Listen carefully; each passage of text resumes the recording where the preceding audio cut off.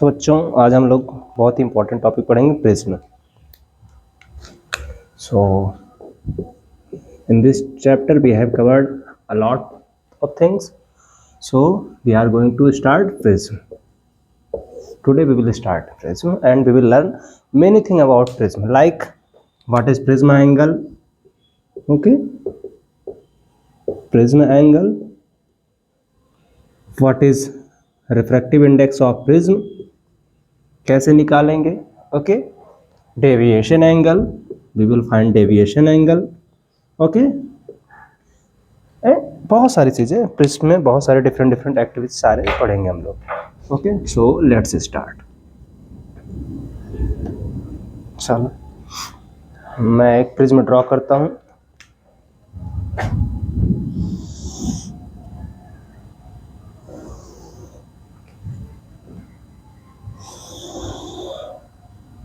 Okay, this is A, B and C. Okay, एक rays ऐसे जा रहे बच्चों, ठीक है, नॉर्मल ड्रॉ करिए इस पर एक ऐसे ही, तो क्या हो जाएगा, बेंड हो जाएगा कुछ ऐसे। ओके, अगेन एक नॉर्मल ऐसे ड्रॉ करिए, away from the normal bend हो जाएगा, so this angle will be i. Okay,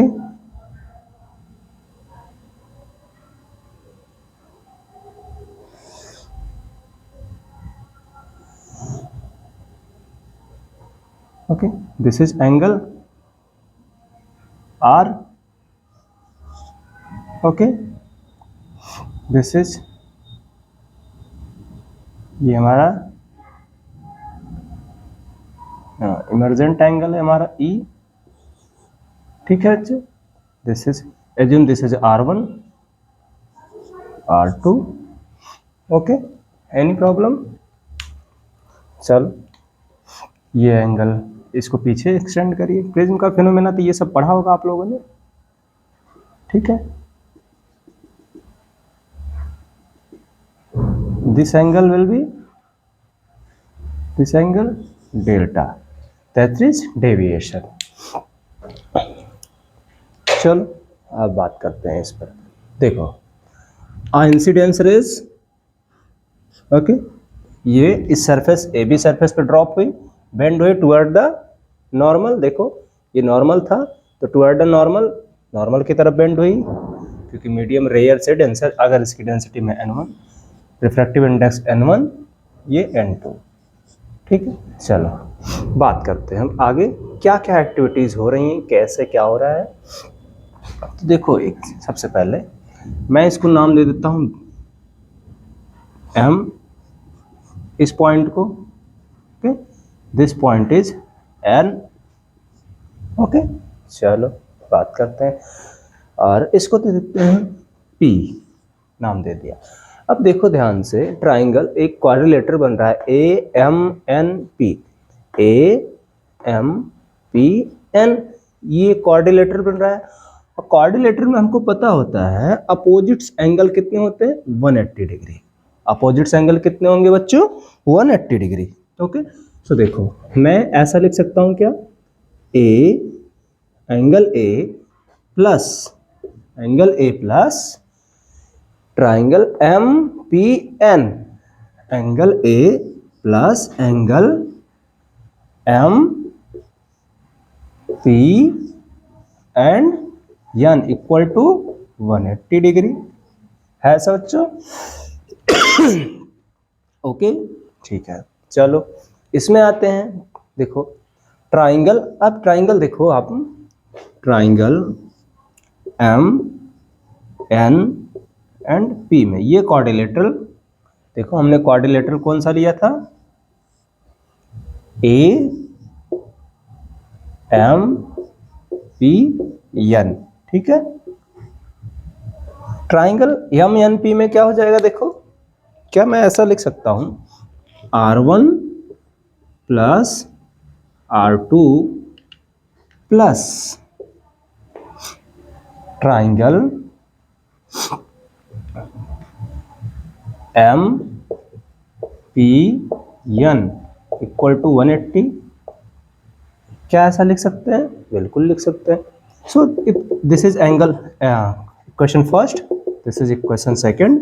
तो देखो 180 दोनों इक्वल है, दोनों को इक्वल कर दूं अगर मैं, तो क्या मैं ऐसा लिख सकता हूं, triangle A equal to triangle A plus sorry angle A plus angle M P N equal to R1 plus R2 plus M P N angle, ये एंगल है, ठीक है।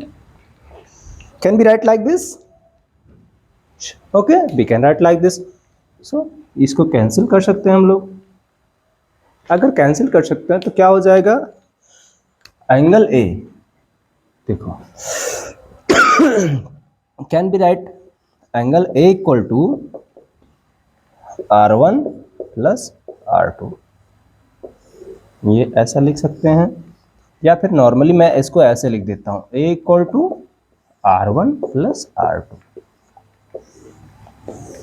क्या ऐसा लिख सकते हैं हम लोग? बिल्कुल, आपने अभी देखा, देखो तो ए निकाल सकते हैं हम लोग, R1 प्लस R2 के इक्वल होता है, ओके। चलो कुछ और करते हैं, इसमें थोड़ा सा डेविएशन एंगल भी निकालना है मुझे।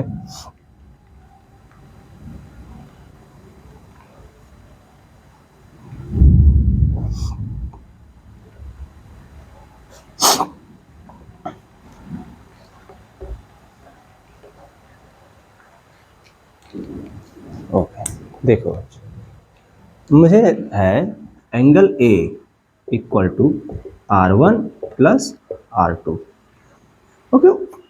ये पता है, एक केस है, देख लो, डेविएशन मिनिमम कब होगा? डेविएशन मिनिमम होगा when I will be equal to E, okay. At minimum deviation, for minimum deviation I should be equal to E, ये प्रैक्टिकल करके देखा जा चुका है बच्चों, ये प्रैक्टिकल करके देखा गया है कि डेविएशन कब मिनिमम होगा, जब I इक्वल टू E हो जाएगा। देखो I equal to E, okay. चलो ये लगाते हैं हम लोग,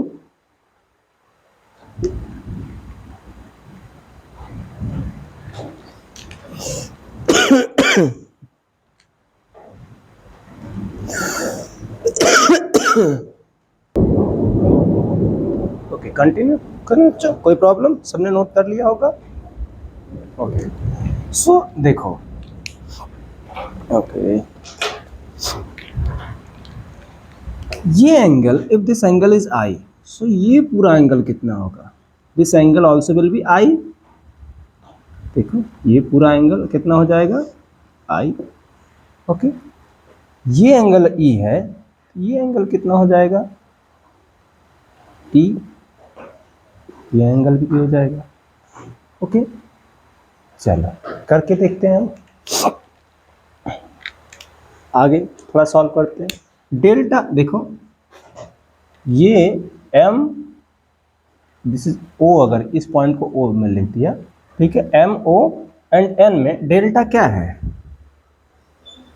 डेल्टा इक्वल टू क्या हो जाएगा, दिस एंगल, ये वाला एंगल प्लस ये एंगल। क्यों? क्योंकि दोनों इनसाइड एंगल हैं, इनसाइड एंगल अपोजिट में, ठीक है। ट्राइंगल का रूल सबको पता होगा, तो चलो इसको एज्यूम कर लेता हूँ, ये डेल्टा 1 है, इसको एज्यूम कर लो डेल्टा 2, ठीक है। तो डेल्टा इक्वल टू क्या हो जाएगा, डेल्टा 1 प्लस डेल्टा 2, ठीक है। डेल्टा 1 इक्वल टू क्या होगा, देखो ध्यान से, अगर so this angle is I and this angle is R1, so can be right like this, delta 1 equal to I minus R1, देखो ध्यान से, this angle is I, this small angle is R1, okay. In same way we can write delta 2 equal to, देखो E, this angle is, whole angle is E, ठीक है, E minus R2, E minus R2, okay. This is equation first, अगर मैं इसको equation first फिर से लिख दिया, okay. Put these values in this equation first, what will we get, delta equal to कितना मिलेगा बच्चों, आई माइनस R1 प्लस देखो E minus R2, E minus R2। Okay, जब मैं इसको सॉल्व करूंगा तो मुझे क्या मिलेगा, I plus E minus R1 plus R2, delta equal to I plus E. और अगर याद हो, अभी मैंने इसको निकाला था ए, अभी हम लोगों ने निकाला था A equal to R1 plus R2। Okay, so ये हो जाएगा A, this is minus. Okay, so delta equal to I plus E minus A. ठीक है, ये इक्वेशन भी आप याद कर लो। ठीक है, दो इक्वेशन मिली मुझसे, ये इक्वेशन याद कर लो। कुछ ये इक्वेशन कई बार ऐसा भी लिखा जाता है, ठीक है, कई जगह ऐसा लिखा मिल जाएगा, delta plus A equal to I plus E. ठीक है, ये दो ही। ठीक है, चलो दोनों इक्वेशन थोड़ा एकदम याद कर लो। CBSE अगर टर्म टू आपको देना है, रट्टा मार लो, जैसे कर लो, एकदम याद कर लो, डिराइव कर लो, समझ लो। ठीक है, वीडियो को फिर से 2 बार देख लेना, अच्छे से समझना, क्योंकि ये सबसे हॉटेड टॉपिक है इस चैप्टर का, प्रिज्म, इस बार के लिए। आया समझ में? इजी था? ओके, चलो, होप आप सबको समझ में आया है। ठीक है,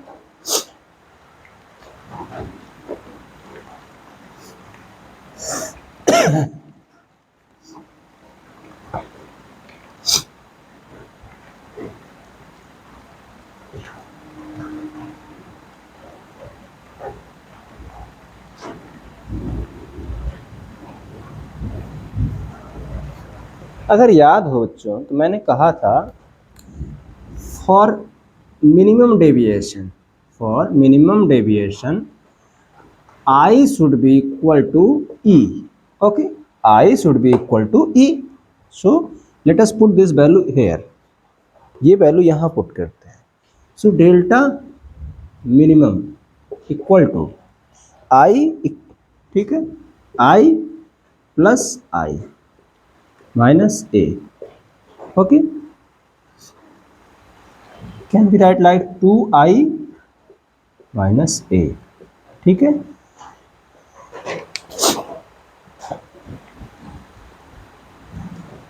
two I minus A, we can write like this, A delta minimum, या I equal to delta minimum plus A upon 2। Third equation prism का याद कर लो। ठीक है, अगर आपको मिनिमम दिया है, डेल्टा मिनिमम दिया है और आपको इंसिडेंस एंगल पूछ रहा है, so we can find out delta minimum पूछ रहा है या फिर प्रिज्म एंगल या फिर आई। एक चीज़ और देखो बच्चों, प्रिज्म एंगल ए हमेशा यही नहीं होगा। ठीक है, एक्चुअली प्रिज्म कैसा होता है देखो। ठीक है, ओके,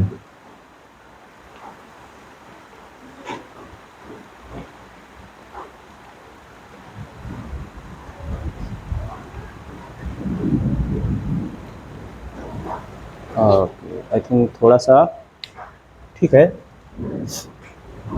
फिर से ड्रॉ करना पड़ेगा मुझे। मैं फिर से ड्रॉ करता हूँ।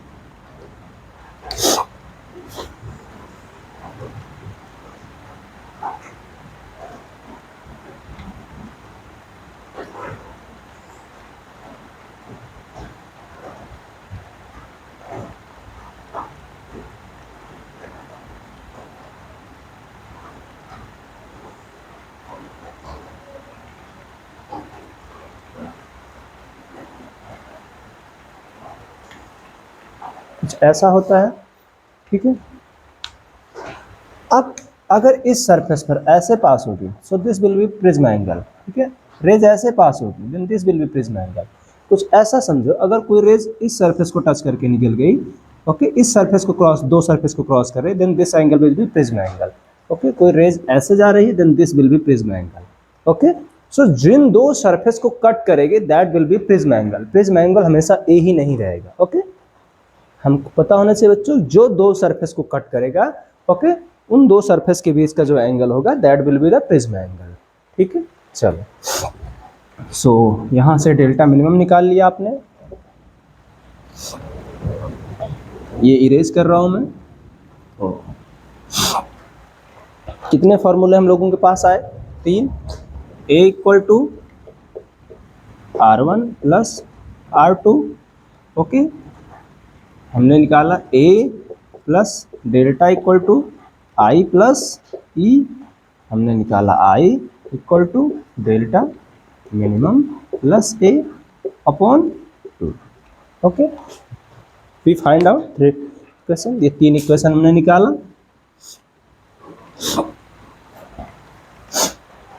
Okay, now my next motive is to find out refractive index. अगर मुझे रिफ्रैक्टिव इंडेक्स निकालना हो, एयर का रिफ्रैक्टिव इंडेक्स n1 दिया है, प्रिज्म का रिफ्रैक्टिव इंडेक्स n2 है।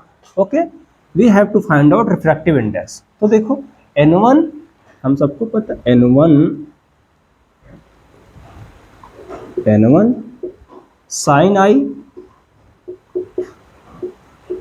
Equal to n2 sine r. n1 sine i equal to n2 sine r. ऐसे इसके लिए लिख सकते हैं n2, ये r1 रहेगा, n2 sine r1 equal to n1 sine e। Okay, n1 sine e। चलो, ठीक है, ये समझ में आया? देखो, this angle is I, this is R1। Okay, so angle I R1 N1 हमको स्नेल ला लगाया और क्या किया आप इसमें, और कुछ नहीं किया बच्चों। आगे बढ़े फिर बच्चों, प्रॉब्लम नहीं, आगे बढ़ते हैं हम लोग। एक मिनट है। ओके,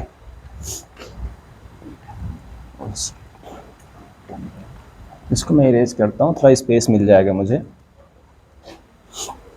देखो, okay, n1 sin I equal to n2 sin R। In same way we can write n2 sin R2 equal to n1 sin I sin E। अभी हमने एक केस पढ़ा था, for minimum deviation, for minimum deviation I should be equal to E। ठीक है, I should be equal to E। चलो हम ले लेते हैं minimum deviation case. Okay, minimum deviation case क्या हो जाएगा मिनिमम डेविएशन के लिए? देखो, n1 साइन आई, और यहाँ e की प्लेस पर मैं i अगर लिख दूं तो क्या इसको ऐसे लिख सकता हूँ, n1 साइन e के प्लेस पर मैं i लिख दिया। तो देखो, इस इक्वेशन को बना देता हूँ मैं इक्वेशन फर्स्ट। दिस इज, ऐसे लिख दूँ n2 साइन r2। देखो ये इक्वल हो गया, n2 sine r2 equal to n1 sine e था, मैं साइन e के प्लेस पर साइन i कर दिया क्योंकि i इक्वल टू e लिया है मैंने। तो देखो इक्वेशन 2, इक्वेशन ये कटेगा कि नहीं? मुझे क्या मिलेगा? मुझे मिलेगा n2 sine r1 equal to n2 sine r2। Okay, n2 sine r1 equal to n2 sine r2। चलो n2 से n2 उड़ा दो, क्या मिला? Sine r1 equal to sine r2। ओके, अभी इस क्वेश्चन से हम क्या लिख सकते हैं? r1 equal to r2, r1 equal to r2। तो क्या निकल के आया कि डेल्टा मिनिमम जब हो जाएगा तो r1 इक्वल टू r2 हो जाएगा। मिनिमम डेविएशन में भी कब होगा, जब R1 जैसे मिनिमम डेविएशन होगा वैसे R1 इक्वल टू क्या हो जाएगा, R2। और हमने एक पढ़ा था A equal to R1 plus R2, R1 equal to R2, so A क्या मिल जाएगा मुझे, R1 की प्लेस पे रख दो 2R1, ओके 2R1, या फिर R1 equal to A/2, okay. कब हो रहा है, ये सब मिनिमम केस में चल रहा है, ये सब मिनिमम केस है, ठीक है, डेल्टा मिनिमम के केस में। चलो हमको निकालना है refractive index, okay, we have to find out refractive index.